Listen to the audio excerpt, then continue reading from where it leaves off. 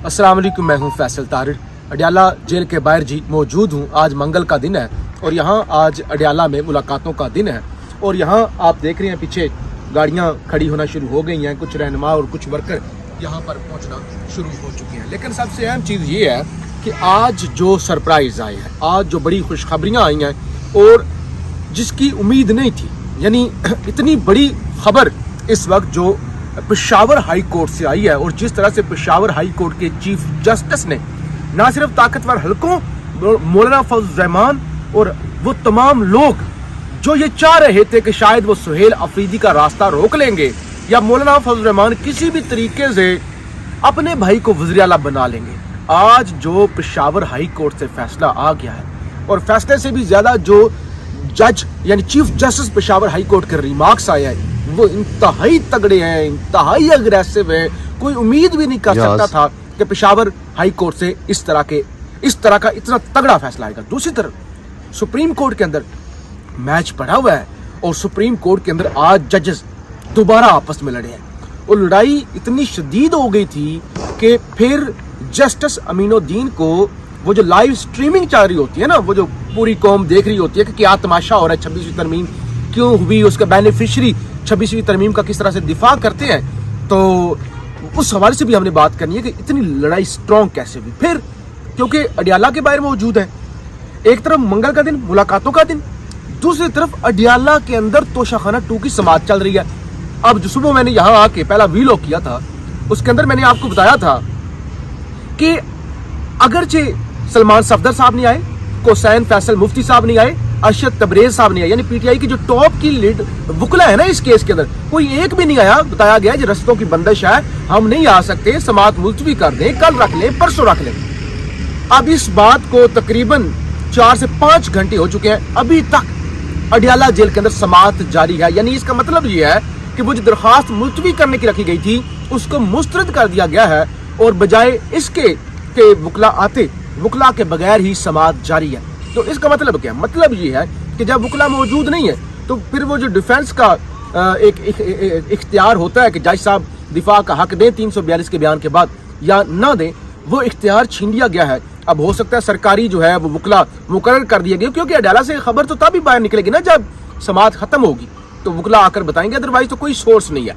तो हम ये अंदाजा लगा सकते हैं कि समात इतनी लंबी चलने का मकसद ये है, जो मैंने आपको पहले ही बता दिया था कि जज शाहरुख अर्जमन साहब बाजिद है कि वो सजा सुनाएंगे ही सुनाएंगे, जल्दी वो फैसला करेंगे। तो समात इस वक्त भी जारी है, जिसका साफ मतलब यह है कि आज तोशाखाना 2 का या तो फैसला आ सकता है या फैसला महफूज हो सकता है। और महफूज होने का मतलब ये है कि किसी वक्त भी या शॉर्ट जो ऑर्डर होता है, शॉर्ट जजमेंट होती है, वो भी आ सकती है और खान को आज ही और बुशरा बीबी को सजा सुनाई जा सकती है, क्योंकि चीजें बड़ी तेजी से तब बदल रही हैं। देखें आज क्या हुआ है, ATC में अलीमा खान साहबा को तलब किया हुआ था, वो पेश नहीं हुई क्योंकि रस्तों की बंदिश है। उनके वकील जो है वो पेश हुए और अलीमा खान के पहले हुए थे काबिल जमानत वारंट गिरफ्तारी।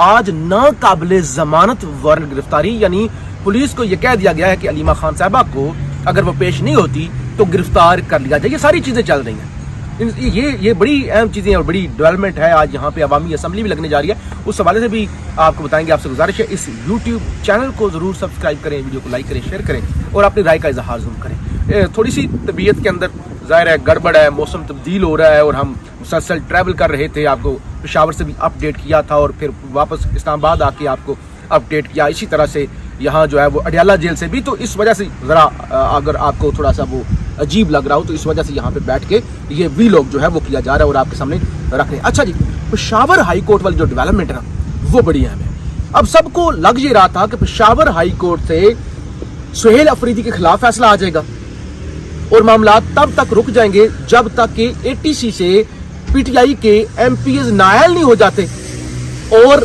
जो है वो फिर नंबर गेम की बारी आएगी। मौलाना फजल रहमान चाह रहे थे कि उनके भाई को किसी भी तरीके से खरीदो फरोख्त करके, बंदे आगे पीछे नायल करके उनके भाई को वज़ीर आला बना दिया जाए। अब उस सारी साजिश को जो चीफ जस्टिस है पेशावर हाई कोर्ट के, उन्होंने उलट दिया है। आज हुआ क्या है? अच्छा, उन्होंने कहा कि वज़ीर आला मुंतखब हो गया है।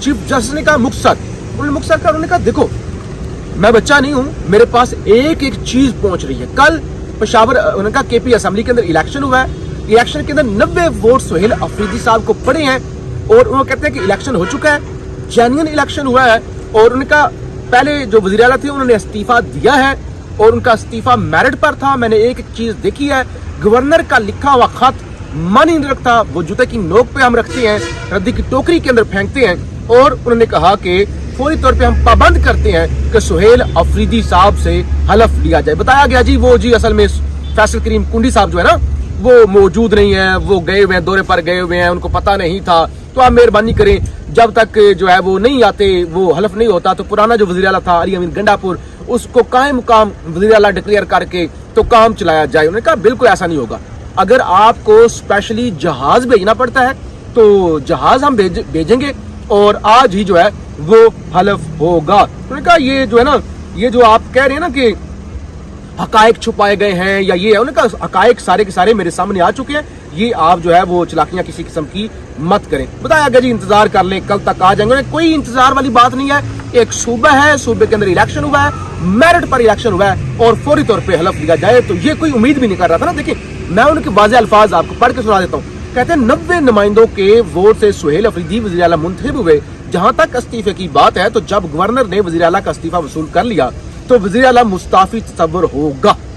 तो बहरहाल ये एक बड़ा फैसला है जो आ चुका है। अच्छा मैं आता हूँ अभी सुप्रीम कोर्ट के अंदर क्या हुआ है, क्योंकि आजकल पूरे मुल्क के अंदर वो डेवलपमेंट चल रही है जो मुरीदके के अंदर हुआ, जो गोलियां चली, जो लोग और पाकिस्तान के अंदर मुख्तलिफ उलमा वैसे तो बड़ी जन्नत दोज़ख असूल हक की बातें करने वाले कि फलां ने कुर्बानी दी, दीन ये कहता है झूठ बोलो, झूठ बोलने वाला जो है वो जहन्नुम में जाएगा, सच बोलने वाला जन्नत में जाएगा, इतनी लंबी लंबी तकरीरें, जन्नत में हूरें होंगी, लेकिन अब कोई भी इस जुल्म के खिलाफ आवाज नहीं उठा रहा। तो अब खबर ये है कि कानून नाफिज करने वाले जो अदारे हैं उन्होंने हाफिज साद को ट्रेस कर लिया।